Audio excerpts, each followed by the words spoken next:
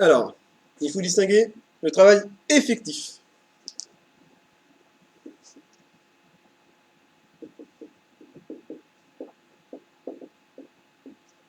Le travail effectif, c'est le temps pendant lequel le salarié est à la disposition de l'employeur et se conforme à ses directives, sans pouvoir vaquer librement à ses occupations personnelles. Temps de travail, c'est le travail effectif, c'est le temps pendant lequel le salarié est à la disposition de son employeur et se conforme à ses directives, sans pouvoir faire autre chose.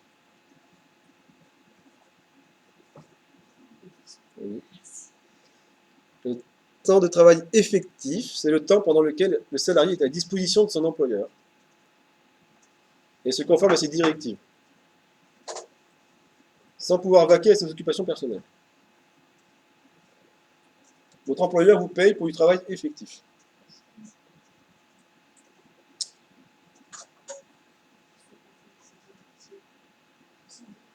Sans pouvoir vaquer librement à ses occupations personnelles.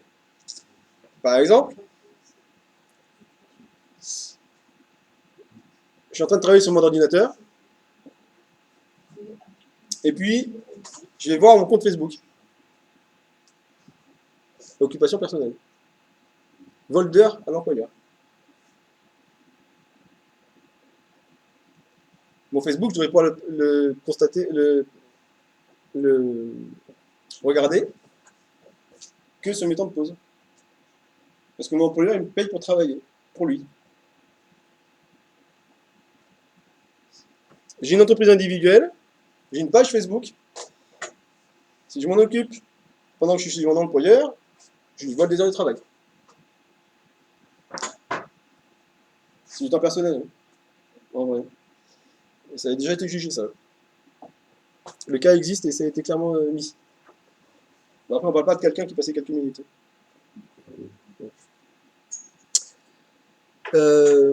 Alors, temps de pause, temps d'habillage, déplacement.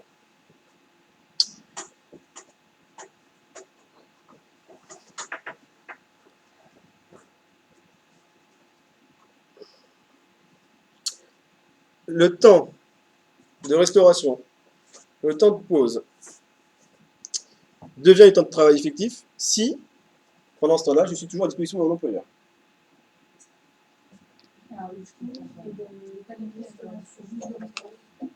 Alors, le temps de restauration et de pause, si pendant ce temps-là, je suis à disposition de mon employeur et que j'obéis à ses directives, c'est du temps de travail effectif. Si je ne suis pas à disposition de mon employeur pendant que je mange, pendant que je suis en pause, c'est pas un temps de travail effectif. Donc pas payé.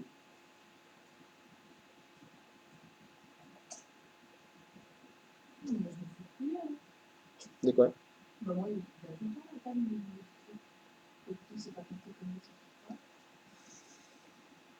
Oui.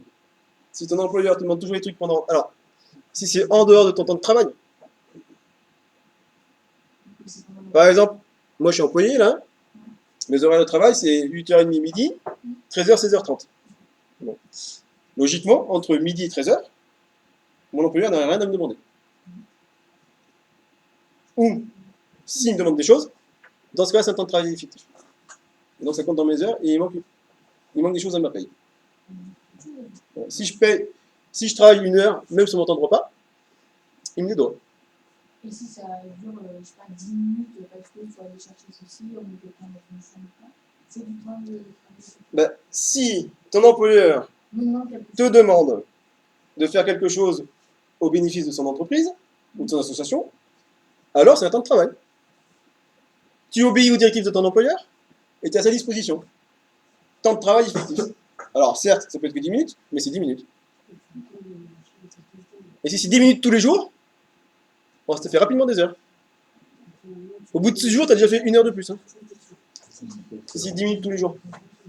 Et si, admettons, l'heure du midi est considérée comme un temps de pause, et que je mange... Un temps non travaillé au moins. Voilà, un temps non travaillé, et que je mange avec le résident. C'est une obligation ou c'est un choix?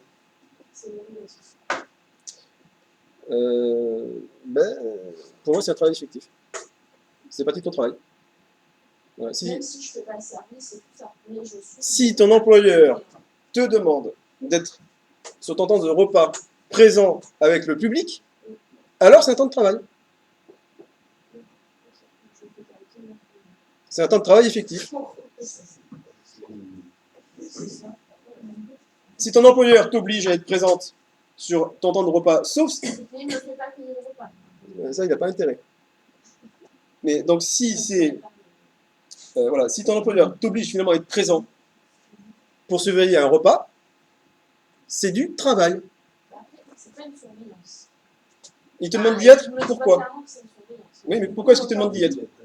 Mon temps de repas et au même temps, enfin, c'est dans la même salle et sur le temps des repas des résidents. Eh ben, c'est un temps de travail.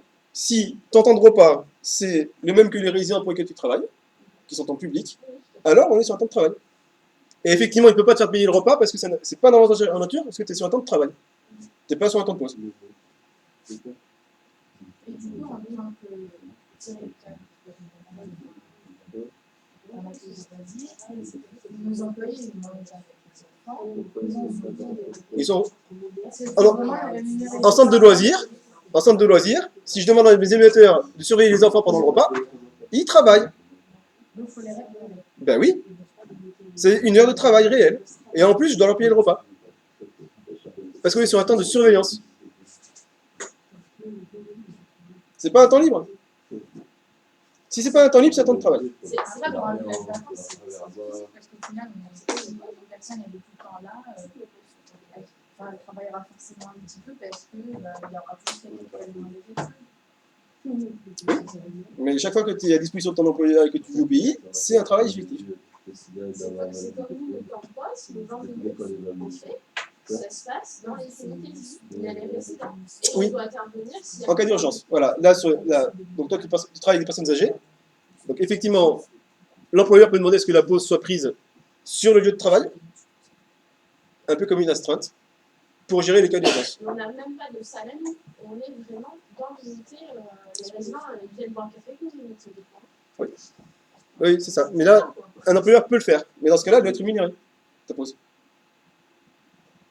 Et dans le calcul du temps de travail, j'ai droit à une pause. La pause, elle doit être. On doit avoir un moment seul pour la pause, c'est ça? Non, c'est pas une obligation. Mais une vraie pause, C'est un endroit où on peut se retrouver, c'est ça? pas d'obligation non plus. Bah là, Si- quoi, alors, Si je mange sur mon lieu de travail, l'employeur doit me mettre à disposition une salle pour manger. J'ai pas le droit de manger dans mon bureau. Par exemple. Voilà. Mais après, l'employeur n'a pas d'obligation de faire un lieu de pause. Normalement, pendant une pause, normalement, c'est un travail, c'est pas un travail effectif. Je ne travaille pas pendant ce temps-là, je peux vaquer mes occupations personnelles, je peux aller sur Facebook si je veux, le mien, perso, ou celui de la boîte que j'ai créée moi. Mais normalement, sur un temps de pause, je fais ce que je veux et l'employeur n'a rien à me demander. Comme il n'a rien à me demander, il n'a rien à me payer. Donc, si j'ai atteint mes 6 heures de travail dans la journée, alors, la pause n'est pas à prendre au bout de 6 heures. La pause, elle se prend, mon droit, j'ai droit à 20 minutes de pause à partir du moment où je fais 6 heures dans la journée. La pause de 20 minutes, je la prends quand je veux. Alors, sans mettre en danger le service non plus. Mais c'est pas obligé au bout des 6 heures. Je peux la prendre au bout de 4 heures. Ou 3. J'ai pas d'obligation d'avoir atteint la 6e heure pour prendre ma pause. Cette pause, elle peut, selon le métier qu'on exerce, votre employeur peut vous demander d'être dans le coin quand même. Mais objectivement, si c'est une vraie pause, je pourrais aller machiner les clopes ailleurs. Ou prendre 20 minutes, quoi. Sur mon temps de 20 minutes, je suis censé faire ce que je veux. On ne peut pas le découper. Les 20 minutes doivent être successives. C'est un temps de 20 minutes, réellement 20 minutes, pas découpable. Tous ceux qui ont essayé ont eu des problèmes. Intermarché, par exemple, il me semble, qui faisait des pauses de 2 fois 10 minutes dans la journée, les juges ont estimé que ce n'était pas un vrai temps de pause. Parce que ça va être 20 minutes de suite. Alors oui, ma pause ne doit pas désorganiser le service, ni empêcher le travail. Donc, on est encore sur une subtilité.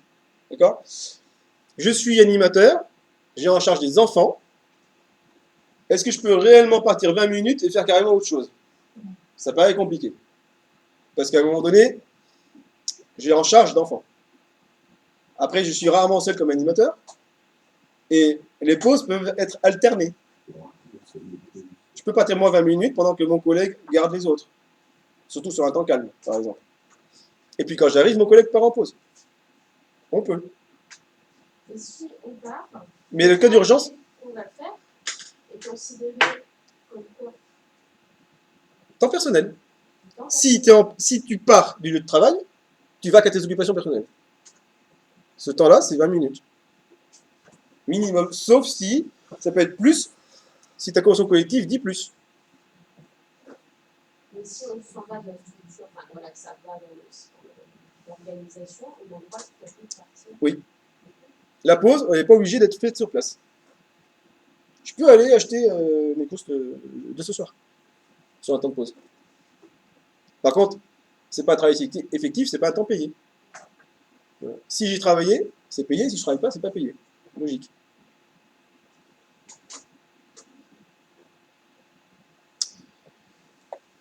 Alors, si dans mon entreprise, j'ai une obligation de passer une tenue, eh bien, ces opérations d'habillage, si elles se font dans l'entreprise obligatoirement, c'est du temps de travail. Et sinon, typiquement, je prends l'aide-soignante qui se change, qui met une tenue pour travailler. Elle arrive de chez elle, elle est en tenue civile, elle se change. Ce temps de changement, comme il est obligatoire, il est payé. Et donc pris sur le temps de travail. C'est généralement c'est ce qu'il faut, il y a 5 minutes avant pour changer, mais normalement, c'est fait à partir que tu commences. Mais les aides-soignants, ils sont gentils, en général. Ça se fait Voilà. Voilà. Mais ces temps de pause là,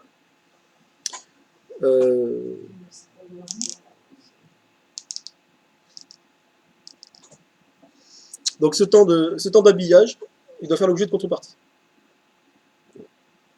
Donc soit il est payé, soit c'est du repos, mais c'est un vrai temps effectif de travail. Parce que c'est mon employeur qui m'oblige à mettre une tenue.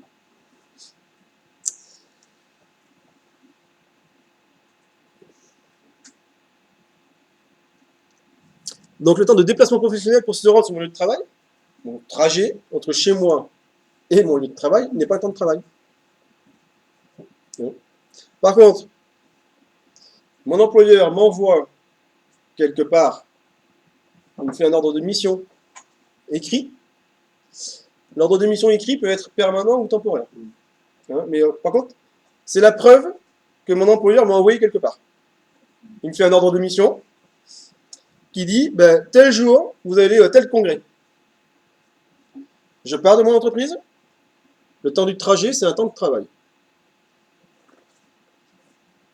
Et tout le temps que je suis en mission pour mon employeur, c'est un temps de travail, pour lequel il est responsable.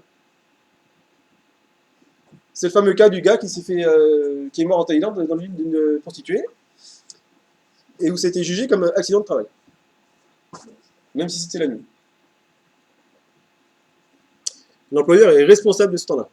J'ai un accident sur la route sur mon temps de travail, à la demande de mon employeur, il est responsable.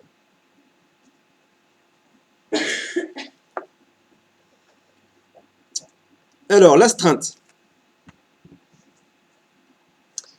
L'astreinte, donc, c'est un truc bizarre. En gros, je suis de garde. D'accord? Mais je suis de garde chez moi. Mais par contre, c'est une période pendant laquelle je peux être à disposition de mon employeur. Mon employeur peut m'appeler et me dire, écoutez, il faut venir. J'ai besoin de vous. Dans ce cas-là, l'intervention est considérée comme travail effectif. D'accord? Quand vous êtes d'astreinte, c'est-à-dire que vous êtes de garde. Donc, normalement, vous êtes chez vous, tranquillou. Mais votre employeur peut vous dire, écoute, il faut que tu viennes. Et donc, par exemple, si on n'est pas appelé, enfin, si on est d'astreinte et qu'on n'est pas appelé, on est payé du coup. Oui. Si tu es d'astreinte et qu'on ne t'a pas appelé, tu n'es pas payé parce que tu n'as pas travaillé. Ouais. Ouais. C'est le cas, par exemple, des pompiers, par exemple, qui seraient d'astreinte. Alors, tu en as qui sont de garde, réellement, dans la caserne, Puis t'en as qui sont un peu en réserve. Pour ceux qui gardent dans la caserne, ils sont payés. Ceux qui sont dans la caserne, ils travaillent.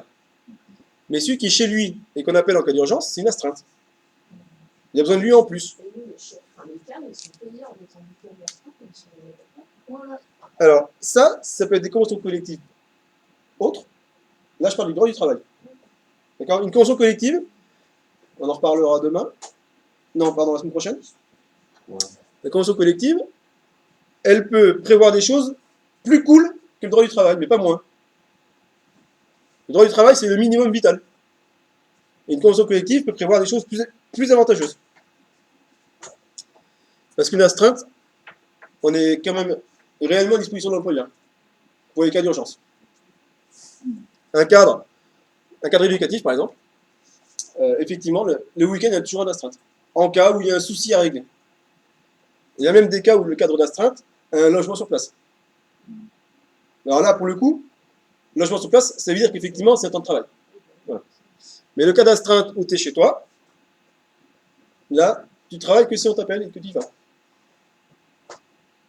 C'est le cas, par exemple, le week-end, les dépanneurs d'ascenseurs. Il y en a un astreinte pour l'entreprise. On fait appel à lui quand il y a quelqu'un qui est bloqué. Mais s'il n'y a personne qui se bloque, et ben. Dans l'animation, on n'est pas le soir de l'astreinte, on va être là si on est là une animateur. Sur une colo? Sur un séjour? Sur un séjour, l'animateur, de toute façon, il est d'astreinte. Son travail de surveillance des enfants s'exerce 24 heures sur 24. C'est pour ça que sur un CEE, sur une colo, on considère qu'il y a suppression du repos quotidien. Il n'y a pas abaissement, il y a suppression. D'accord? Si j'ai un CEE et je travaille sur un centre de loisirs, normal, il n'y a pas d'activité nocturne, mon temps de repos quotidien peut être diminué à 8 heures. Après, j'ai quand même des repos compensateurs derrière. D'accord? Mais sur une colo, je suis de garde permanente. 24 heures sur 24, je dois pouvoir intervenir et m'occuper des gosses. C'est pour ça que se bourrer la gueule au 5e sur une colo, ça peut être une faute grave. Parce que je dois toujours être en état de prendre en charge les enfants. Hein, je suis sur une colo campée, on est en tente, il y a un orage, il est 3h du matin, ben, je dois quand même mettre mes enfants à l'abri. On s'en fout qu'ils soient 3h du matin. Les enfants, s'ils sont en danger parce qu'il y a un orage, on les évacue dans l'abri en dur, quelle que soit l'heure. Je dois être apte à pouvoir me le faire. D'accord? Donc je dois avoir aussi géré ma fatigue avant. Hein. Mais oui, on n'est pas vraiment sur un temps d'astreinte sur une colo, parce qu'on est d'astreinte 24 heures sur 24. On est 24 heures sur 24 à s'occuper d'enfants. Alors il y a des heures où on peut dormir. Normalement.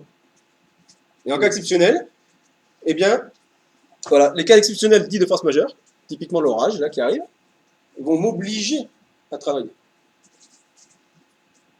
Si c'est une question de danger, soit pour l'entreprise ou l'association, soit pour le public que je reçois, j'ai obligation d'intervenir.